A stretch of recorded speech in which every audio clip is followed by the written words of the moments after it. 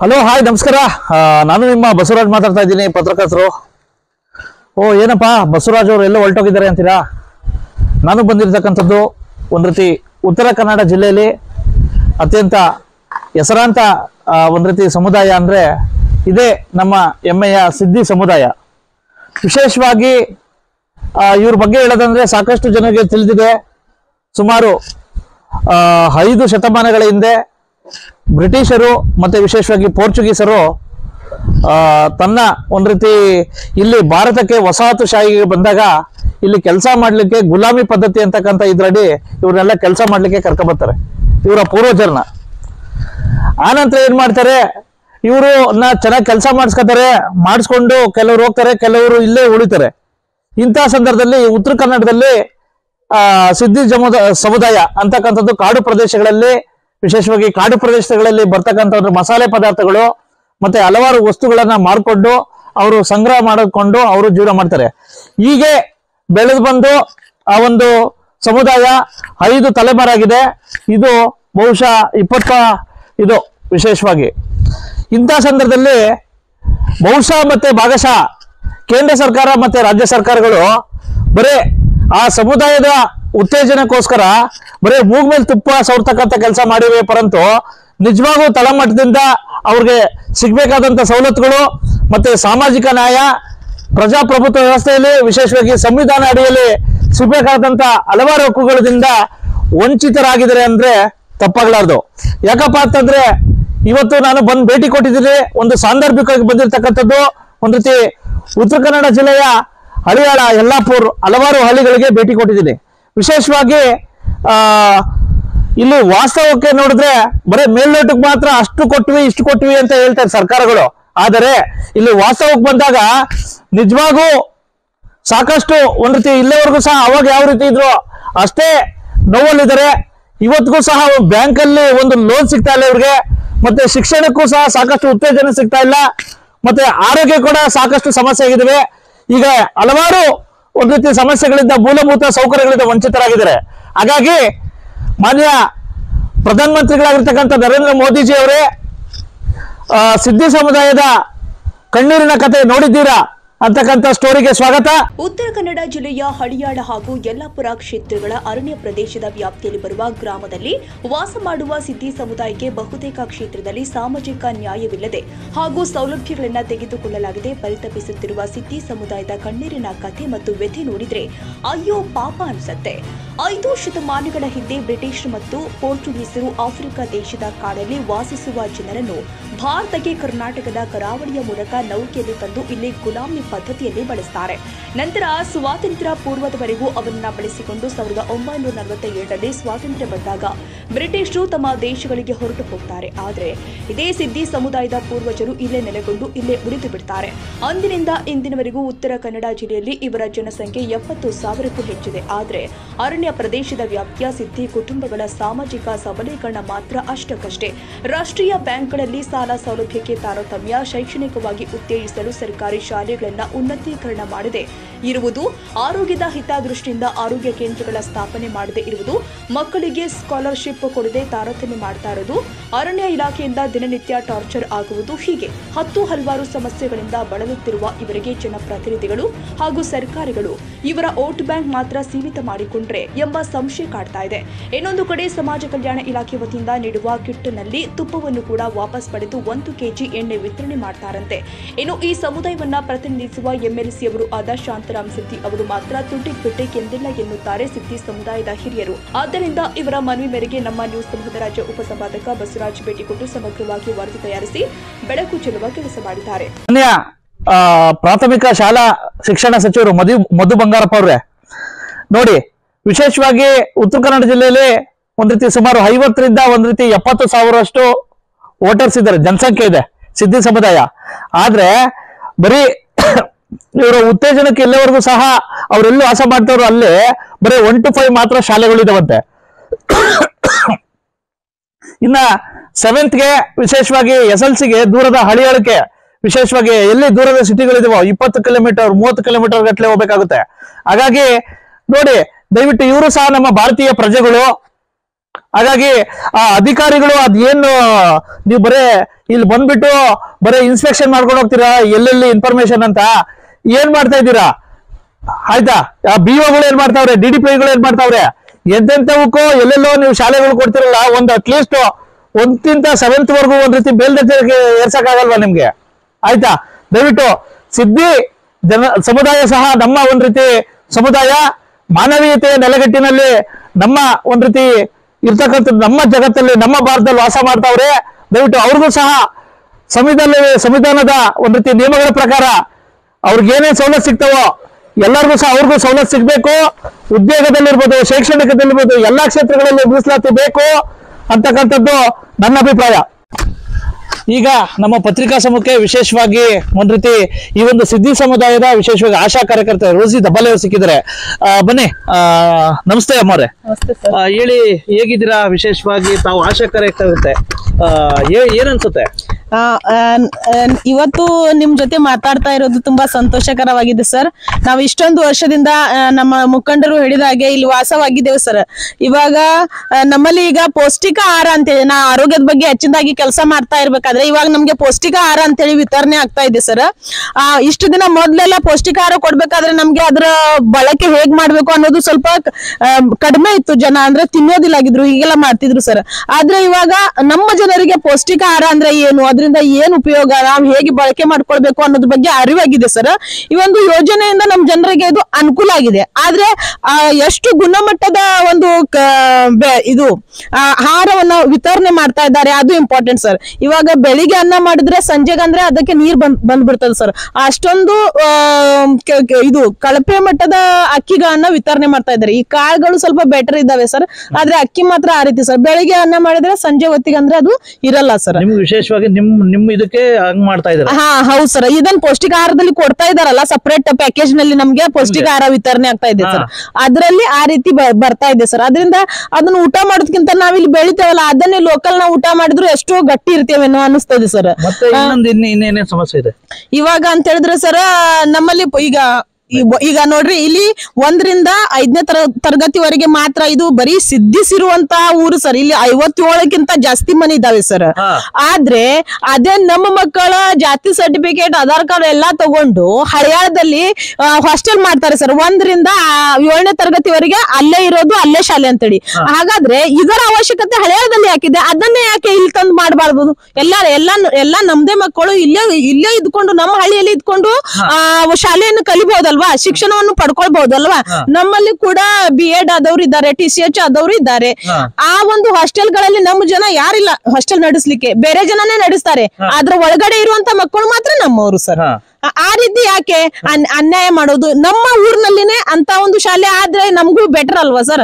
1ರಿಂದ 7ನೇ ತನಕ ಇಲ್ಲೇ ಇದ್ಕೊಂಡು ಇಲ್ಲೇ ಅವರು ಕಲ್ತು ಇಲ್ಲೇ ವಾಸ್ತವ್ಯ ಉಳಿದ್ರೆ ಎಷ್ಟು ಒಳ್ಳೇದಾಗ್ತದೆ ಸರ್. ನಮ್ಮ ಮಕ್ಕಳು ಯಾಕೆ ಇಲ್ಲಿಂದ ಹೋಗಿ ಹಳಿಯಾಳದಲ್ಲಿ ಅಲ್ಲಿ ಹಾಸ್ಟೆಲ್ ನಲ್ಲಿ ಉಳಿಬೇಕು? ಅದೊಂದು ಸರ್.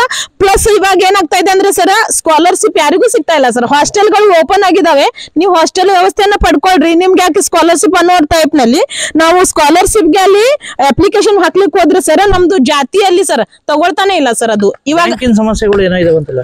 ಹೌದು ಸರ್. ಬ್ಯಾಂಕಿಂಗ್ ಸಮಸ್ಯೆ ಏನಂತ ಹೇಳಿದ್ರೆ ಸರ್, ಫಸ್ಟ್ ನಾವು 2005ರಲ್ಲಿ ಸಿದ್ದಿ ಜನಾಂಗವನ್ನ ಪರಿಶಿಷ್ಟ ಪಂಗಡಕ್ಕೆ ಸೇರ್ಪಡೆ ಮಾಡಿದವಾಗ ಸರ್, ಆ ಟೈಮ್ ನಲ್ಲಿ ನಮ್ಮ ಜನರಿಗೆ ಯಾವುದೇ ರೀತಿಯ ನಾಲೆಜ್ ಇರ್ಲಿಲ್ಲ ಸರ್. ಆಮೇಲೆ ಅವರು ಶೈಕ್ಷಣಿಕವಾಗಿ ಆರ್ಥಿಕವಾಗಿ ಅಷ್ಟೊಂದು ಸಬಲರು ಇರ್ಲಿಲ್ಲ ಸರ್. ಆಮೇಲೆ ನಮ್ಮ ಹಳಿಯಾಳ ತಾಲೂಕಿನಲ್ಲಿ ಅದು ಶುಗರ್ ಫ್ಯಾಕ್ಟರಿ ಅದು ಏನೂ ಇರ್ಲಿಲ್ಲ.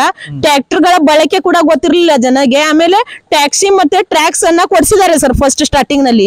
ಅವ್ರಿಗೆ ಏನ್ ಹೇಳಿದಾರೆ, ನೀವು ಈಗ ಪರಿಶಿಷ್ಟ ಪಂಗಡಕ್ಕೆ ಸೇರ್ಪಡೆ ಆಗಿದ್ರಿ ST ಜನಾಂಗಕ್ಕೆ, ನಿಮ್ದೆಲ್ಲಾ ಸಾಲ ಏನು ಇಲ್ಲ, ಅದು ನಿಮ್ಗೆ ಫ್ರೀ ಆಗಿ ಕೊಟ್ಟಿದ್ದಾರೆ ಅಂತ ಹೇಳಿ ಈ ರೀತಿ ಮೋಟಿವೇಶನ್ ಕೊಟ್ಟು ಅವ್ರ ಕೈಯಲ್ಲಿ ಕೊಟ್ಟು ಬಿಟ್ಟಿದ್ದಾರೆ. ಅಷ್ಟೊಂದು ದೊಡ್ಡ ವೆಹಿಕಲ್ ಟ್ರ್ಯಾಕ್ಟರ್ ಎಲ್ಲ, ಅದು ಲೋನ್ ಎಷ್ಟಾಗುತ್ತೆ, ಹೆಂಗ್ ಭರಿಸ್ಬೇಕು, ಅದ್ರ ಬಗ್ಗೆ ಟ್ರೈನಿಂಗ್ ಅದು ಏನೂ ಇಲ್ಲ ಸರ್. ವಿದೌಟ್ ಟ್ರೈನಿಂಗ್ ಕೊಟ್ಟಿದ್ದಾರೆ. ಇದರಿಂದ ಎಷ್ಟೋ ಕುಟುಂಬಗಳು ನಮ್ದು ಹಾಳಾಗಿದ್ದಾವೆ ಸರ್. ಎಷ್ಟೋ ಕುಟುಂಬಗಳಲ್ಲಿ ಇನ್ನೂ ತನಕ ಆ ಟ್ರ್ಯಾಕ್ಟರ್ ಅಲ್ಲೇ ಕೊಳ್ತು ಹಂಗೆ ನಿಂತಿದೆ. ಅದು ಟ್ರ್ಯಾಕ್ಟರ್ ಬಳಕೆ ಗೊತ್ತಿಲ್ಲ ಆ ಟೈಮ್ ನಲ್ಲಿ. ಆಮೇಲೆ ಎಲ್ಲಾ ಜನರು ಕೂಡ ಅಷ್ಟೊಂದು ಟ್ರ್ಯಾಕ್ಟರ್ ಬಳಕೆ ಮಾಡೋದಿಲ್ಲಾಗಿದ್ರು ಸರ್. ಆ ಟೈಮ್ ನಲ್ಲಿ ಆಗಿದಂತ ಈ ಅನ್ಯಾಯಕ್ಕೆ ಒಂದು ಸಲ ಆದ್ರೂ ಅಲ್ಲಿ ಸಾಲ ಮನ್ನಾ ಆಗ್ಬಹುದಾಗಿತ್ತಲ್ವಾ ಸರ್? ಇನ್ನೂ ತನಕ ಅವ್ರದ್ದು ಸಾಲ ಮನ್ನಾ ಆಗಿಲ್ಲ ಸರ್. ಅಂತದ್ರಲ್ಲಿ ನಾನು ಒಬ್ಳು ಸರ್. ನಮ್ ಮನೆದು ಕೂಡ ಒಂದು ಟ್ರ್ಯಾಕ್ಟರ್ ತಗೊಂಡು ನಮ್ಮ ಮನೆಯವ್ರು ಹಾಳಾಗಿ 6 ಎಕರೆ ಜಮೀನ್ ಹೋಗಿದೆ ಸರ್ ನಮ್ದು. ಅಂದ್ರೆ ಮುಟ್ಟುಗೋಲು ಹಾಕಿಲ್ಲ ಸರ್. ಬ್ಯಾಂಕ್ ಮ್ಯಾನೇಜರ್ ಕಡೆಯಿಂದ ಟಾರ್ಚರ್ ಬರೋದು, ನಿಮ್ ಸಾಲ ತುಂಬ್ರಿ ಸಾಲ ತುಂಬ್ರಿ ನಮ್ದು ಹಳಿಯಾಳ್ KVG ಬ್ಯಾಂಕ್ ನಿಂದ ಸರ್. ಆ ರೀತಿ ಟಾರ್ಚರ್ ಆಗಿದ್ದಕ್ಕೆ ನಮ್ಮ ಮನೆಯವ್ರು ಏನ್ ಮಾಡಿದ್ರೆ ಒಂದ್ಸತಿ ಹೋಗಿ 3 ಎಕರೆ ಜಮೀನ್ ಮಾರಾಟ ಮಾಡಿದ್ದಾರೆ ಸರ್. ಆಮೇಲೆ ಹೋಗಿ ಅದನ್ನ 3 ಲಕ್ಷ ತುಂಬಿದ್ದೀನಿ ಅಂದಿರ, ಅದಕ್ಕೆ ಬೇಕಾದಂತ ರಿಸಿಪ್ಟ್ ತಗೊಂಡಿಲ್ಲ, ಏನೂ ಇಲ್ಲ ಸರ್. ಆಮೇಲೆ ಮತ್ತೆ ಅದು ಆಗಿಲ್ಲ ಅಂತ ಹೇಳಿದ್ರು ಮತ್ತೆ 2010 ಕೂಡ ಮತ್ತೆ ಅವರಿಗೆ ಟಾರ್ಚರ್ ಮಾಡಿ ಫೋನ್ ಮಾಡಿದ್ದಾರೆ ಸರ್. ಅವಾಗ್ಲೂ ಮತ್ತೆ 3 ಎಕರೆ ಜಮೀನ್ ಹೋಗಿದೆ ಸರ್. ಆದ್ರೂ ಕೂಡ ಇವರಿಗೆ ಅಲ್ಲಿ ಮತ್ತೆ ಬೇರೆಯವರಿಗೆ ಮಾರಾಟ ಮಾಡಿ ಅಲ್ಲೂ 3 ಎಕರೆ ತುಂಬಿದ್ದೇನೆ ಅನ್ನೋದ್ರಲ್ಲಿ ಅಲ್ಲಿ 25,000 ರೂಪಾಯಿ ಒಂದು ರಿಸಿಪ್ಟ್ ಸಿಕ್ಕಿದೆ ಸರ್. ನಾನು ಆ ರಿಸಿಪ್ಟ್ ಇಟ್ಕೊಂಡು ಬ್ಯಾಂಕಿಗೆ ಹೋಗಿ ಸ್ಟೇಟ್ಮೆಂಟ್ ತಕೊಂಡಾಗ ಅಲ್ಲಿ ಇರೋದು ಬರೀ 1,25,000 ರೂಪಾಯಿ ಲೋನ್ ಸರ್. ಆ ಲೋನಿಗೆ ನಮ್ದು 3 ಎಕರೆ ಜಮೀನ್ ಪ್ಲಸ್ 6 ಲಕ್ಷ ದುಡ್ಡು ಆಯ್ತಲ್ಲ ಸರ್. ಹಾಗಾದ್ರೆ ಇರೋದೇ 1,25,000 ರೂಪಾಯಿಗೆ 25,000 ರೂಪಾಯಿಗೆ ಅಷ್ಟೆಲ್ಲ ತಗೊಂಡ್ರು. ಮತ್ತೆ ಯಾವ ಆಧಾರದ ಮೇಲೆ ಬ್ಯಾಂಕ್ ಮ್ಯಾನೇಜರ್ ನಮ್ಗೆ ಫೋನ್ ಮಾಡ್ತಾ ಇದ್ರಪ್ಪ?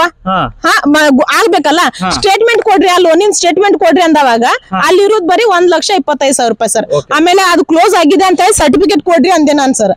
ಅವಾಗ್ಲೂ ಕೂಡ ಕೊಟ್ಟಿದ್ದವ್ರು 1,25,000 ರೂಪಾಯಿ ಕ್ಲೋಸಿಂಗ್ ಲೆಟರ್ ಅನ್ನೇ ಅವ್ರು ಕೊಟ್ಟಿದ್ದಾರೆ ಸರ್. ಅದ್ರಲ್ಲಿ ಏನೂ ಇಲ್ಲ ಸರ್. ಆ ರೀತಿ ಆಗ್ತಾ ಇದೆ. ಮತ್ತೆ ಆ ಟೈಮ್ ನಲ್ಲಿ ಏನೀಗ ಅನುಭವಿಸಿದಾರಲ್ಲ ಸರ್, ಬಹಳಷ್ಟು ಜನರ ಅನ್ಯಾಯ ಆಗಿದೆ ಸರ್. ಅವರಿಗೆ ಅವ್ರದ್ದೆಲ್ಲರದು ಇನ್ನೂ ಸ್ವಲ್ಪ ಸಾಲ ಉಳಿದ್ರು ಕೂಡ ಅವ್ರದ್ದು ಸಾಲ ಮನ್ನಾ ಆಗ್ಬೇಕು ಸರ್. ಆಮೇಲೆ ಅವ್ರಿಗೆ ಯಾರಿಗೆಲ್ಲ ಭೂಮಿ ಹೋಗಿದೆ, ಬಹಳಷ್ಟು ಜನ ತುಂಬಾ ತೊಂದರೆಗಳನ್ನ ಮಾಡ್ಕೊಂಡು ಅನೇಕ ಜನರು ಇದನ್ನ ಕಳ್ಕೊಂಡಿದ್ದಾರೆ. ನಿಮ್ಮ MLC ಅವ್ರು ಏನ್ ಮಾಡ್ತಾವ್ರೆ, ಜನಪ್ರತಿನಿಧಿಗಳು ಏನ್ ಮಾಡ್ತಾವ್ರೆ? ಬರೀ ವೋಟ್ ಬ್ಯಾಂಕ್ ಅಷ್ಟೇನಾ? ನಾವು ವೋಟ್ ಕೊಡ್ಬೇಕಾದ್ರೆ ಬೇಕು ಸರ್. ನಾವು ನಮ್ ಸಮಸ್ಯೆಗಳನ್ನು ಹೋದಾಗ ನಿಮ್ ಲೀಡರ್, ಲೋಕಲ್ ಲೀಡರ್ಗೆ ಹೇಳ್ರಿ, ಅವ್ರಿಗೆ ಹೇಳ್ರಿ, ಇವ್ರಿಗೆ ಹೇಳ್ರಿ ಅಂತಾರೆ ಸರ್. ಇವಾಗ ಮೊದ್ಲು ನಮ್ಮ ಸ್ವಲ್ಪ DX ಸರ್ ಅಂತ ಹೇಳಿದ್ರು ಸರ್, ನಮ್ಮ ಸಿದ್ದಿ ಮುಖಂಡರು ಇದ್ರು ಸರ್. ಅವರು ನಮ್ಮ ಸಮಸ್ಯೆಗಳ ಬಗ್ಗೆ ಸ್ವಲ್ಪ ಹೋರಾಟ ಮಾಡ್ತಿದ್ರು ಸರ್. ಅವಾಗ ಸ್ವಲ್ಪ ಹೆದರಿಕೆ ಇತ್ತು ಸರ್. ಇವಾಗಂತೂ ನಮ್ಮಲ್ಲಿ ಯಾರಷ್ಟು ಪವರ್ಫುಲ್ ಲೀಡರ್ ಕೂಡ ಇಲ್ಲ, ನಮ್ ಬಗ್ಗೆ ನಮ್ಮ ಕಾಳಜಿ ಮಾಡೋರು ಯಾರು ಇಲ್ಲ ಅನಿಸ್ತದೆ ಸರ್. ಒಂದೊಂದ್ಸತಿ ನಿಮ್ಗೆ ಸಾಮಾಜಿಕ ನ್ಯಾಯ ಬೇಕು ಸರ್. ನಮ್ಗೆ ಮಟ್ಟ ಯಾವ ರೀತಿ ಇದೆ ನನಗೂ ಅಷ್ಟು ಗೊತ್ತಿಲ್ಲ. ಆದ್ರೆ ಈ ತುಪ್ಪ ಬೇಡ ಅಂತ ಹೇಳಿ ಯಾವಾಗ ನಾವ್ ಅದನ್ನ ವಾಪಸ್ ಕೊಡ್ತೀವಿ ಅವಾಗ ಇದ್ರ ಬದ್ಲಿಗೆ 1 kg ಎಣ್ಣೆ ಕೊಡ್ತಾರೆ ಸರ್. ಯಾರು ಕೊಡೋದು ನಿಮ್ಗೆ? ಯಾರು ವಿತರಣೆ ಮಾಡ್ತಾರೆ? ಇದು ಸಮಾಜ ಕಲ್ಯಾಣ ಇಲಾಖೆಯಿಂದಾನೇ ಬರುದು ಸರ್. ನಮ್ಗೆ ಅವರು ಟೆಂಡರ್ ಕರೀತಾರೆ ಸರ್. ನಾವೊಂದು ಪ್ರಯತ್ನ ಮಾಡಿದ್ವಿ ಸರ್, ನಮ್ದೇ ಜನರಿಗೆ ಯಾಕೆ ನೀವು ಟೆಂಡರ್ ಕೊಡಲ್ಲ, ನಾವೇ ಅದನ್ನ ಖರೀದಿ ಮಾಡಿ ನಮ್ ಜನರಿಗೆ ನಾವು ವಿತರಣೆ ಮಾಡ್ತೇವಲ್ಲ ಅನ್ನುವಂತ ಒಂದು ಮುಖಂಡರ ಒಂದು ಸಭೆನೂ ಆಯ್ತು ಸರ್ ಡಿಸ್ಟ್ರಿಕ್ಟ್ ಲೆವೆಲ್ ನಲ್ಲಿ. ಆದ್ರೆ ಸರ್ ನಮ್ ಜನರಿಗೆ ಆ ಟೆಂಡರ್ ಒಳಗಡೆ ಹೋಗ್ಲಿಕ್ಕೂ ಕೊಟ್ಟಿಲ್ಲ ಸರ್. ಅದು ಇದು ಕಂಡೀಷನ್ಸ್ ಮೂಲಕ ಒಂದಿಬ್ರು ಜನ ರೆಡಿ ಆಗಿದ್ರು ಸರ್. ನಮ್ಮ ಮುಸ್ಲಿಮ್ಸ್ 2 ಜನ ಲೀಡರ್ಸ್ ಇದ್ರು, ಅವ್ರು ರೆಡಿ ಆಗಿದ್ರು ಸರ್ ನಾವು ಮಾಡ್ತೇವೆ ಅಂತೇಳಿ. ಆದ್ರೆ ಆ ಸಿಸ್ಟಮ್ ಒಳಗಡೆ ನಮ್ಗಂತೂ ಹೋಗ್ಲಿಕ್ಕೆ ಕೊಡ್ಲೇ ಇಲ್ಲ ಸರ್. ಆದ್ರಿಂದ ಬೇರೆ ಅವರೇ ಅದನ್ನ ಹುಬ್ಬಳ್ಳಿ ಅವರು ಮತ್ತೆ ಆ ಕಡೆ ಅವರೆಲ್ಲಾನೇ ಟೆಂಡರ್ ತಗೋತಾರೆ, ಮತ್ತೆ ಅವರೇ ಬಂದು ವಿತರಣೆ ಮಾಡ್ಕೊಡ್ತಾರೆ ಸರ್ ಅದನ್ನ. ಸರ್ ಹೇಳಿ, ಇದು ಪೌಷ್ಟಿಕ ಕಲ್ಯಾಣ ಕಿಟ್, ಇದು ಪರಿಶಿಷ್ಟ ಒಂದ್ ರೀತಿ ವರ್ಗಗಳ ಕಲ್ಯಾಣ ಇಲಾಖೆಯಿಂದ ಕೊಡ್ತಾವ್ರೆ. ಪರಿಶಿಷ್ಟ ಈಗ ನೋಡ್ರಿ, ನಮ್ಗೆ ಪರಿಶಿಷ್ಟ ವರ್ಗಗಳ ಕಲ್ಯಾಣ ಇಲಾಖೆಯಿಂದ ಪೌಷ್ಟಿಕಾಹಾರ ಕೊಡ್ತಾರೆ ನಮ್ಮ ಬುಡಕಟ್ಟು ಸಿದ್ದಿ ಸಮುದಾಯದವರಿಗೆ. ಇದರಲ್ಲಿ ಬಹಳಷ್ಟು ಆಹಾರ ಕಳಪೆಯಾಗಿದೆ. ಏನೋ ಒಂದ್ ಕುಟುಂಬಕ್ಕೂ ಒಂದ್ ಕಿಟ್ಟ, ಒಂದು ಕುಟುಂಬಕ್ಕೆ ಒಂದು ರೇಷನ್ ಕಾರ್ಡಿಗೆ 1 ಕಿಟ್. ಇದು ಇದರಲ್ಲಿ ಸುಮಾರು ಒಂದು 10 kg ಅಕ್ಕಿ, ಉಳಿದಿದ್ದ ಒಂದು 15-20 kg ಇರ್ತದೆ. ಇದರಲ್ಲಿ ತುಪ್ಪ ಅಂತೂ ಎದಕ್ಕೂ ಬೇಡ. ಏನಾಗ್ತದೆ ಅಂದ್ರೆ ತುಪ್ಪ ಕೊಡ್ತಾರೆ, ನಾವು ಬೇಡ ಅಂತ ಹೇಳಿದ್ರೆ ಅದು ಕಳಪೆ ಇದೆ, ಬೇಡ ಅಂತ ಹೇಳಿದ್ ಕೂಡಲೇ ಅದಕ್ಕೆ ಎಕ್ಸ್ಟ್ರಾ ಅದು ಇಟ್ಕೊಂಡು 7 kg ಎಣ್ಣೆ ಕೊಡ್ತಾರೆ. ಅದಕ್ಕಾಗಿ ಈ ರೀತಿ ಮಾಡೋದ್ರಿಂದ ಏನ್ ಲಾಭ ಇದೆ ನಮ್ಮ ಮಂದಿಗೆ? ತುಪ್ಪ ಕೊಡೋದ್ ಬದಲು ತುಪ್ಪ ಇಸ್ಕೊತಾರೆ. ತುಪ್ಪ ಕೊಡೋದ್ ಬದಲು ತುಪ್ಪ ತಗೊಂತಾರೆ. ಆದ್ರ ನಂತರ ಆ ತುಪ್ಪದ ಬದಲಿಗೆ 2 kg ಒಳ್ಳೆಣ್ಣೆ ಕೊಡ್ತಾರೆ. ಎಣ್ಣೆ ಯಾವ ಎಣ್ಣೆ?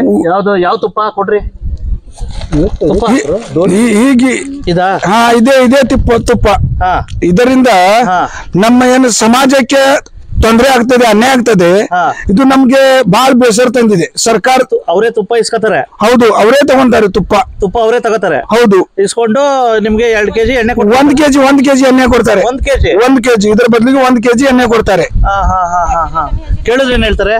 ಕೇಳಿದ್ರೆ ಇಲ್ಲಪ್ಪ ಇದು ಸರಿ ಇದೆ, ನಾವು ಮತ್ತೆ ನಿಮ್ಗೆ ಅರ್ಧ kg ತುಪ್ಪ ಬೇಡಲ್ಲ, ನಿಂಗೆ ಬೇಕು, ಅದಕ್ಕೆ ಹಿಂಗೆ ಕೊಡ್ತೇವೆ ನಾವು. ರೇಟ್ ಇದು ತುಪ್ಪ ಒಂದ್ ರೇಟು 325. ಅದು 1 kg ಎಣ್ಣೆ ಎಷ್ಟು? 1 kg ಎಣ್ಣೆಗೆ 90 ರೂಪಾಯಿ, 100 ರೂಪಾಯಿ. 100 ರೂಪಾಯಿ. ಅಲ್ಲಿಗೆ 325 ರೂಪಾಯಿ. ವೀಕ್ಷಕರೇ ಗೊತ್ತಾಯ್ತಲ್ಲ ಎಲ್ಲಿ ಭ್ರಷ್ಟಾಚಾರ ನಡೀತಾ ಇದೆ. ವಿಶೇಷವಾಗಿ ನೋಡಿ, ಸಿದ್ದಿ ಸಮುದಾಯಕ್ಕೆ ಕೊಡ್ತಕ್ಕಂತ ಒಂದ್ ರೀತಿ ಅನ್ಯಾಯ, ಎಲ್ಲಿ ಭ್ರಷ್ಟಾಚಾರ ನಡೀತಾ ಇದೆ ನೋಡಿ. ನಂದಿನಿ ತುಪ್ಪದ ಬೆಲೆ ಅರ್ಧ kg ಎಷ್ಟು? 325 ರೂಪಾಯಿ. ಆಯ್ತಾ? 325 ರೂಪಾಯಿ. ವಿಶೇಷವಾಗಿ ಈ 325 ರೂಪಾಯಿದು ತುಪ್ಪ ಇಸ್ಕೊತಾರಂತೆ.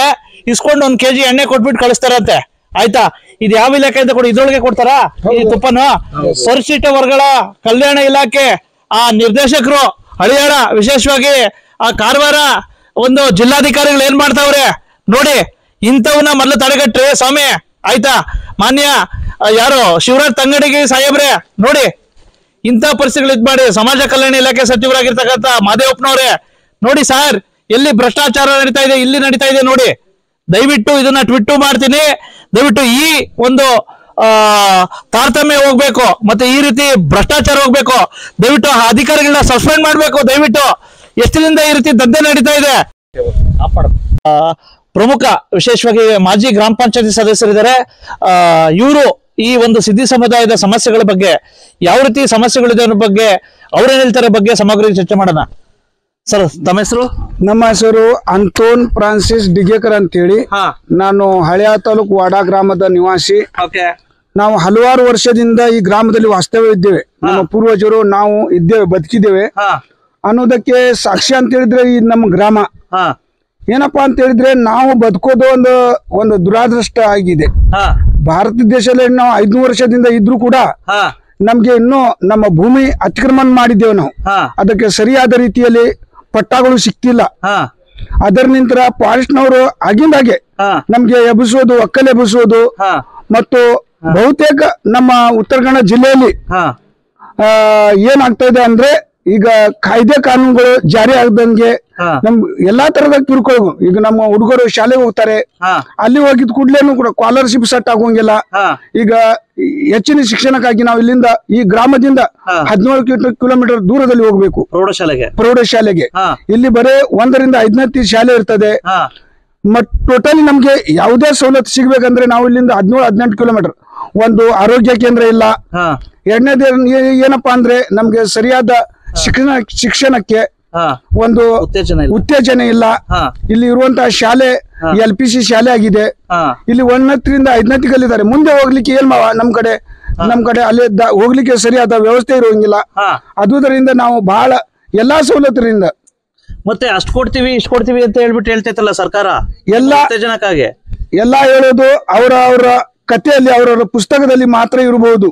ಆದ್ರೆ ನಮ್ ನೋಡ್ರಿ, ಈಗಿನ ಓದುವಂತ 1 ವರ್ಷದಿಂದ ಆಯ್ತು, 2 ವರ್ಷ ಆಯ್ತು, ಡಿಗ್ರಿ ಓದಿದಂತ ಹುಡುಗರಿಗೆ ಸ್ಕಾಲರ್ಶಿಪ್ ಇನ್ನೂ ಆಗಿಲ್ಲ. ಇನ್ನೂ ಆಗೋಂಗಿಲ್ಲ. 1 ವರ್ಷದಿಂದ ಆಯ್ತು, 2 ವರ್ಷ ಆಯ್ತು, ಸ್ಕಾಲರ್ಶಿಪ್ ಇನ್ನೂ ಆಗಿಲ್ಲ. ನಾವು ಅಪ್ಲಿಕೇಶನ್ ಹಾಕೋದು, ರಿಟರ್ನ್ ಹೋಗೋದು, ಅಪ್ಲಿಕೇಶನ್ ಹಾಕೋದು, ಮಕ್ಕಳೆಲ್ಲ ಅರ್ಧಕ್ ಶಾಲೆ ಬಿಡ್ತಾರೆ ನಮ್ದು. ಆ ರೀತಿ ಇರುವುದರಿಂದ ನಮ್ಗೆಲ್ಲಾ ತೊಂದರೆ ಆಗ್ತದೆ. ಮತ್ತೆ ನಿಮ್ದೇ ಸಮುದಾಯ ಪ್ರತಿನಿಧಿಸತಕ್ಕಂತ ಶಾಂತಾರಾಮ್ ಸಿದ್ದಿ ಅಂತ MLC ಅವರು ಇದಾರಲ್ಲ, ಅವ್ರೇನು ಮಾಡಿಲ್ಲ? ನಮ್ದೇ ಸಮುದಾಯದ ಶಾಂತಾರಾಮ್ ಸಿದ್ದಿ ಅವರು MLC ಇದ್ದಾರೆ. ಆದ್ರೆ ಈವರೆಗೂ ನಮ್ಮ ಹಳ್ಳಿಗೆ ಇನ್ನೂ ಮಟ್ಟ ನಾವು ಬಂದು ಅವರು ಭೇಟಿ ಕೊಟ್ಟಿಲ್ಲ. ಇವರು 4 ವರ್ಷ 5 ವರ್ಷ ಮುಗಿದ್ರು ಕೂಡ ಶಾಂತಾರಾಮ್ ಸಿದ್ದಿ ಅನ್ನೋದು ನಾವು ಇನ್ನೂ ಮಟ್ಟ ನಾವು ಈ ಗ್ರಾಮಸ್ಥರು ನೋಡಿಲ್ಲ. ಮತ್ತೆ ಏನ್ ಮಾಡಿದಾರೆ ನಿಮ್ಮ ಉತ್ತೇಜನಕ್ಕೋಸ್ಕರ? ನಮಗೆ ನೋಡ್ರಿ, ಸಮುದಾಯದ ಉತ್ತೇಜನಕ್ಕೆ ಡೆವಲಪ್ಮೆಂಟ್ ಏನ್ ಮಾಡಿದ್ರು ನೋಡ್ರಿ. ಅವರು ಸಿದ್ದಿ ಟೋಟಲಿ ನಮ್ ಜನ 3 ಜಾತಿಯಲ್ಲಿ ಹಂಚಿ ಹೋಗಿದೆ. ಆದ್ರಿಂದ ಅವರು ಯಾವ ರೀತಿ ಕೆಲಸ ಮಾಡ್ತಾರೆ ಅದು ಗೊತ್ತಾಗೋಂಗಿಲ್ಲ. ಅವರು ನಮ್ಮ ಟೋಟಲಿ ಸಮುದಾಯದ ಬಗ್ಗೆ ಹೇಳಿ ಕೆಲಸ ಮಾಡ್ತಾರೋ ಅಥವಾ ಅವ್ರ ಸ್ವಂತ ಮಾಡ್ತಾರೋ ಗೊತ್ತಾಗೋಂಗಿಲ್ಲ. ಬಂದಿಲ್ಲ ಇನ್ನೂವರೆಗೆ ವಾಡಾ ಗ್ರಾಮಕ್ಕೆ, ಹಳೆಯ ತಾಲೂಕಿಗೆ ನಾವು ಬಂದಿದ್ದು ನಮ್ಗೆ ಗೊತ್ತಿಲ್ಲ. ನಾವು ಬಹಳಷ್ಟು ಅವ್ರ ಜೊತೆ ಕೇಳಿದ್ದೇವೆ. ಒಂದ್ ಸರ್ತಿ ಬರ್ರಿ, ನಮ್ಮ ಸಮಸ್ಯೆಗಳನ್ನ ನಿಮ್ ಕಡೆ ಹೇಳ್ತೇವೆ ನಾವು ಅಂದ್ರೂ ಕೂಡ ಅವರು ಬರೋದು ಚಾನ್ಸಸ್ ಬಹಳ ಕಡಿಮೆ. ಅದರಿಂದ ನಮ್ಗೆ ಸರ್ಕಾರದ ಸಮಸ್ಯೆಗಳು ಇದೆ. ಸರ್ಕಾರ ನಮ್ಗೆ ಸ್ಪಂದಿಸಬೇಕು. ಬಹುತೇಕ ನಾವು ಅತಿಕ್ರಮದಾರರು, ಎಲ್ಲಾ ಸಿದ್ದಿ ಜನ ಅತಿಕ್ರಮದಾರರು. ಈಗ ಸ್ವಲ್ಪ ಒಂದು ಹಳ್ಳಿಗೆ 3 ಜನ 2 ಜನರಿಗೆ ಪಟ್ಟಾ ಕೊಟ್ಟಿದ್ದಾರೆ. ಅದು 9ನೇ ಕಾಲಮಿಗೆ ಹೋಗೋದು ಹೊರತು ಅವ್ರಿಗೆ ಏನೋ ಹಕ್ಕು ಇರೋಂಗಿಲ್ಲ. ಅಲ್ಲಿ ಅವ್ರು ಬರೇ ಅಲ್ಲಿ ಫಾರೆಸ್ಟ್ನವ್ರು ಬರೋದು ಎಬ್ಬಿಸ್ತಾರೆ, ಅವ್ರಿಗೆ ಒಕ್ಕಲ್ ಎಬ್ಬಿಸೋದು. ತಮ್ಮ ಹೆಸರು? ನನ್ನ ಹೆಸರು ಸುಜಾತಾ ಬಿರ್ಜೆ ಅಂತ. ಎಲ್ಲಿ ಏನ್ ಓದಿದ್ದೀರಾ ತಾವು? ನಂದು BA B.Ed ಆಗಿದೆ. ಎಲ್ಲಿ ಕೆಲಸ ಮಾಡ್ತೀರಾ? ಇಲ್ಲೇ ವಾಡಾ ಗ್ರಾಮದಲ್ಲಿ ಕಲಿಸ್ತಾ ಇದ್ದೀನಿ. 1 ರಿಂದ 5ವರೆಗೆ ಇದೆ. ಯಾವ ರೀತಿ ಇದೆ ವಿಶೇಷವಾಗಿ ಈಗ ನಿಮ್ಮ ಸಮುದಾಯಕ್ಕೆ ನಿಜವಾಗೂ ಶೈಕ್ಷಣಿಕವಾಗಿ ಉತ್ತೇಜನ ಸಿಕ್ಕಿದ್ಯಾ? ಇನ್ನೂ ಇಲ್ಲ ಸರ್. ಯಾವ ರೀತಿ ಒಬ್ಬ ಮಹಿಳೆಯಾಗಿ ವಿಶೇಷವಾಗಿ ಈ B.Ed ಆಗಿದೆ, ಯಾವ ರೀತಿ ಏನ್ ಸವಾಲುಗಳ ನಡುವೆ ಓದಿದ್ರಿ, ಆದ್ರೆ ಅದು ತಕ್ಕನಾಗೆ ಸಿಕ್ತಾ? ಹೌದು ಸರ್. ಓದ್ಬೇಕಾದ್ರೆ ಇಲ್ಲಿಂದ ವಾಡಾ ಗ್ರಾಮದಿಂದ ಹುಬ್ಳಿ ಅಂದ್ರೆ ಅಲ್ಲಿ 66 ಕಿಲೋಮೀಟರ್ಕ್ಕಿಂತ ಜಾಸ್ತಿ ದಿನ ಅಪ್ ಅಂಡ್ ಡೌನ್ ಹೋಗೋದು ಬರೋದು ತುಂಬಾ ಸಮಸ್ಯೆ. ಹುಬ್ಳಿಗಿಂತ ಮತ್ತೆ ಹುಬ್ಳಿಯಿಂದ ಮತ್ತೆ ಮುಂದೆ ಇದೆ ಅದು. ತುಂಬಾ ದೂರ. ಅಷ್ಟು ದೂರ ಹೋಗಿ ನಾನು ನನ್ನ ವಿದ್ಯಾಭ್ಯಾಸವನ್ನು ಪೂರ್ಣಗೊಳಿಸಿದ್ದೇನೆ, B.Ed ಮಾಡಿದ್ದೇನೆ. ಮತ್ತೆ ಇಲ್ಲಿ ವಡ ಗ್ರಾಮದಲ್ಲಿ ಅತಿಥಿ ಶಿಕ್ಷಕಿಯಾಗಿ ಈಗ ಕೆಲಸ ಮಾಡುತ್ತಿದ್ದೇನೆ. ಆದ್ರೆ ನಿಮಗೂ ಸಹ ಒಂದ್ ರೀತಿ ಮೀಸಲಾತಿ ಜಾಬ್ ಬೇಕು. ಹೌದು, ಗವರ್ಮೆಂಟ್ ಜಾಬ್ ಬೇಕಂತ ಇಲ್ಲಿ ಸರ್ಕಾರ ಹತ್ರ ಕೇಳ್ಕೊತೇನೆ. ಮತ್ತೆ ಅತಿಥಿ ಶಿಕ್ಷಕಿಯಾಗಿ ಕಾರ್ಯನಿರ್ವಹಿಸುತ್ತಿರುವಾಗ ಸಮಯಕ್ಕೆ ಸರಿಯಾಗಿ ಅಂದ್ರೆ ತಿಂಗಳಿಗೆ ಸಂಬಳ ಕೊಡೋದಿಲ್ಲ. ಸಂಬಳ ಬರೋದು 6 ತಿಂಗಳಿಗೆ ಒಮ್ಮೆ. ತುಂಬಾ ಕಷ್ಟ ಆಗ್ತದೆ ಅದು. ಮತ್ತೆ ತುಂಬಾ ಕಡಿಮೆ ಸಂಬಳ ಇದೆ. ಅದು ಸ್ವಲ್ಪ ಜಾಸ್ತಿ ಮಾಡಿದ್ರೇನು ಹೆಲ್ಪ್ ಆಗ್ಬೋದು. ನಾನಿವತ್ತು ಒಂದ್ ರೀತಿ ಉತ್ತರ ಕನ್ನಡ ಜಿಲ್ಲೆಯಲ್ಲಿ ವಿಶೇಷವಾಗಿ ಅತ್ಯಂತ ಒಂದ್ ರೀತಿ ಪ್ರಮುಖ ಸಮುದಾಯ ಅರಣ್ಯ ಪ್ರದೇಶಗಳಲ್ಲಿ ವಾಸ ಮಾಡ್ತಕ್ಕಂಥ ಸಾಕಷ್ಟು ಇವಾಗೂ ಸಹ ತನ್ನ ಸಂಸ್ಕೃತಿಯನ್ನ ಪಾಲನೆ ಮಾಡ್ತಾ ಇರ್ತಕ್ಕಂಥ ಒಂದು ಗೌರವಾನ್ವಿತ ಸಮುದಾಯ ಅಂದ್ರೆ ಅದೇ ನಮ್ಮ ಹೆಮ್ಮೆಯ ಸಿದ್ಧಿ ಸಮುದಾಯ. ಸಿದ್ಧಿ ಸಮುದಾಯ ಅಂದ್ರೆ ಎಲ್ಲರಿಗೂ ಗೊತ್ತಿದೆ. ವಿಶೇಷವಾಗಿ ಇವರು ಸಮಸ್ಯೆಗಳನ್ನ ನಾನು ಹೇಳಲಿಕ್ಕೆ ಬಯಸ್ತೇನೆ. ವಿಶೇಷವಾಗಿ ಸಿದ್ಧಿ ಸಮುದಾಯ ಅಂತಕ್ಕಂಥದ್ದು ಇತಿಹಾಸ ಕಾಲದಲ್ಲಿ ಸುಮಾರು 5 ಶತಮಾನಗಳ ಹಿಂದೆ ನಮ್ಮ ಭಾರತಕ್ಕೆ ಬಂದ್ರಲ್ಲ ಪುಣ್ಯಾತ್ಮರು, ನಮ್ಮ ದೇಶ ಹಾಳು ಮಾಡಕ್ಕೆ ಬ್ರಿಟಿಷರು ಮತ್ತೆ ಪೋರ್ಚುಗೀಸರು. ಅವರು ಪಾಪ ಇವ್ರನ್ನ ದಕ್ಷಿಣ ಆಫ್ರಿಕಾದಿಂದ ಕರ್ಕೊಂಡ್ಬಂದ್ಬಿಟ್ಟು ಇಲ್ಲೇ ಬಿಟ್ಬಿಟ್ರು. ಆನಂತರ ಇವರು ತಲೆತಲಾಂತರಗಳಿಂದ ಬೆಳ್ಕೋತಾ ಇಲ್ಲೇ ಉಳಿದ್ಬಿಟ್ರು. ಆದ್ರೆ ಸರ್ಕಾರ ಏನ್ ಮಾಡ್ತು, ಬರೀ ವಿಶೇಷವಾಗಿ ಎಂತೆಂಥವ್ರಿಗೂ ನೀವು ಸೌಲಭ್ಯಗಳು ಕೊಟ್ರಿ, ಮತ್ತೆ ಉತ್ತೇಜನಕಾರಿ ಸಾಕಷ್ಟು ಒಂದ್ ರೀತಿ ಅಭಿವೃದ್ಧಿ ಕೆಲಸಗಳು ಕೊಟ್ರಿ. ಆದರೆ ಇಲ್ಲಿರ್ತಕ್ಕಂಥ ಪಾಪ ಸಿದ್ಧಿ ಸಮುದಾಯ ನಿಮ್ಗೆ ಜ್ಞಾಪಕ ಆಗ್ಲಿಲ್ವಾ? ಎಲ್ಲಾ ಜನಪ್ರತಿನಿಧಿಗಳಿಗೆ ಮತ್ತೆ ವಿಶೇಷವಾಗಿ ಎಲ್ಲಾ ಸಚಿವರುಗಳಿಗೆ, ಕೇಂದ್ರ ಮತ್ತು ರಾಜ್ಯ ಸರ್ಕಾರದ ಎಲ್ಲರಿಗೂ ಸಹ ಕೇಳಲಿಕ್ಕೆ ಬಯಸ್ತೇನೆ. ಈಗ ನೀವು ಟಿಬೇಟ್ ಇಂದ ತಗೊಬಂದು ಮುಂಡ್ಗೋಡ್ಗೆ ನೀವು ಒಂದು ಕ್ಯಾಂಪ್ ಕೊಟ್ರಿ. ಅವ್ರವ್ರಿಗೆ 3 ಎಕರೆ ಕೊಟ್ಬಿಟ್ಟು ಪುನಶ್ಚೇತನ ಕೊಟ್ರಿ. ಟಿಬೇಟ್ ಇಂದ ಯಾವುದೋ ಒಂದು ದೇಶ ಇದ್ದಾಗ್ತಾ ಇದೆ ಅಂತ, ನಮ್ಮ ದೇಶ ಶಾಂತಿ ಪ್ರಿಯ ಅಂತ ಹೇಳ್ಬಿಟ್ಟು ತೋರಿಸ್ರಿ. ಆದರೆ ಇಲ್ಲಿರ್ತಕ್ಕಂಥ ವಿಶೇಷವಾಗಿ ಇಲ್ಲೇ ವಾಸ ಆಗಿರ್ತಕ್ಕಂಥ ಸ್ವತಂತ್ರ ಸಂಗ್ರಾಮದಲ್ಲೂ ಸಹ ಈ ಸಮುದಾಯ ಹೋರಾಟ ಮಾಡಿದೆ ಸ್ವತಂತ್ರ ಸಂಗ್ರಾಮದಲ್ಲೂ.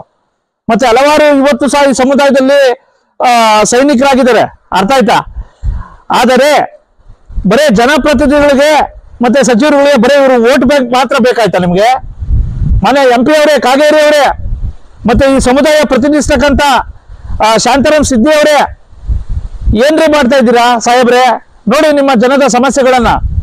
ನಾವು ಬರ್ಬೇಕಾಯ್ತಾ ನಿಮ್ಮ ಇವ್ರ ಸಮಸ್ಯೆಗಳು ಕೇಳಲಿಕ್ಕೆ? ಆಯ್ತಾ? ಇವತ್ತಿಗೂ ಸಹ ಒಂದು ರಾಷ್ಟ್ರೀಯ ಒಂದು ಬ್ಯಾಂಕ್ಗಳಲ್ಲಿ ಸಾಲ ಸೌಲಭ್ಯ ಕೊಡೋದಕ್ಕೆ ಎಣಗಾಡ್ತಾವ್ರೆ. ಎಲ್ಲಿ ಕೊಡ್ಸಿದ್ದೀರಾ ನೀವು ಸಾಮಾಜಿಕ ನ್ಯಾಯ ಶಾಂತಾರಾಮ್ ಸಿದ್ದಿ ಸಾಹೇಬ್ರೆ? ಮತ್ತೆ ವಿಶೇಷವಾಗಿ ಇವತ್ತಿಗೂ ಸಹ ಅರಣ್ಯ ಇಲಾಖೆಯಿಂದ ಟಾರ್ಚರ್ ಆಗ್ತಾ ಇದೆ. ಯಾವಾಗ ಒಕ್ಲೆಬ್ಬ ಆಗ್ತೈತೋ ಗೊತ್ತಿಲ್ಲ. ಮತ್ತೆ ಶೈಕ್ಷಣಿಕ ಇದಕ್ಕೆ ಸಂಬಂಧಿಸಿದಂತೆ ಇಲ್ಲಿ ಸಾಕಷ್ಟು ಹಳ್ಳಿಗಳು ಬರ್ತವೆ, ಎಲ್ಲ ಸಿದ್ಧಿ ಸಮುದಾಯ ಇದೆ. ಇದಕ್ಕೆಲ್ಲ ಒಂದೇ ಒಂದು ಶಾಲೆ 1 to 5 ಮಾತ್ರ ಶಾಲೆ ಇದೆಯಂತೆ. ಇನ್ನ 7ನೇ ಕ್ಲಾಸ್ಗೆ ಹೋಗ್ಬೇಕಾದ್ರೆ ಹಳ್ಳಿಯರಿಗೆ ಹೋಗ್ಬೇಕಂತೆ, ಇನ್ನ ಪ್ರೌಢಶಾಲೆಗೆ ಹೋಗ್ಬೇಕಾದ್ರೆ ಹಳ್ಳಿಯರಿಗೆ ಹೋಗ್ಬೇಕಂತೆ. ಯಾವ ರೀತಿ ಇರಿ ಕ್ಯಾ ಬಾತೆ? ಆಯ್ತಾ? ದಯವಿಟ್ಟು ನೀವು ಕೆಲಸ ಮಾಡೋದಾದ್ರೆ ಬರೀ ನಿಮ್ ವೋಟ್ ಬೇಕು ಮಾತ್ರ ಸೀಮಿತ ಮಾಡ್ಕೊಂಡು ಹೋಗ್ಬೇಡಿ. ಹಲವಾರು ಸಮಸ್ಯೆಗಳಿದಾವೆ ಇವ್ರಿಗೆ, ಇದನ್ನ ಬಗೆಹರಿಸಿ. ಹೋದ ವರ್ಷ ಕಳೆದ ಬಾರಿ ಸಮಾಜ ಕಲ್ಯಾಣ ಇಲಾಖೆ ಸಚಿವರು ಮೊನ್ನೆ ಆಂಜನೇಯ ಸಾಹೇಬರು ಬಂದೋಗಿದ್ರಂತೆ, ಇಲ್ಲಿ ವಾಸ್ತವ್ಯನ ಹೂಡೋಗಿದ್ರಂತೆ.